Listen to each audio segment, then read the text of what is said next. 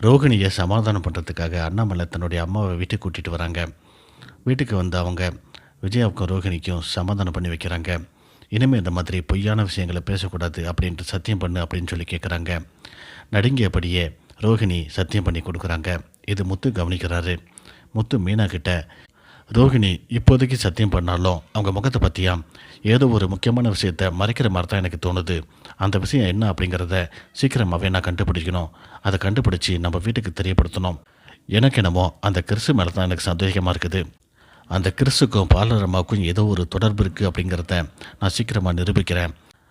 நான் நினைக்கிறது சரி அப்படிங்கிறத உனக்கு நான் நிரூபிக்கவா அப்படின்னு சொல்லிட்டு முத்து, மீனா வேகமாக போயிட்டு கீழே கிறிஸ் வந்திருக்கானான்னு பாரு அப்படின்ட்டு வேகமாக கத்துறாரு.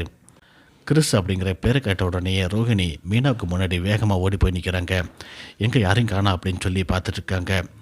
இதை மீனாவும் முத்துவும் மறைஞ்சிருந்து பார்க்குறாங்க. ரோகிணி இவங்க ரெண்டு பேர்த்தையும் திரும்பி பார்த்துட்டு அதிர்ச்சியாக நிற்கிறாங்க. இதோட இந்த புறமா முடியுது.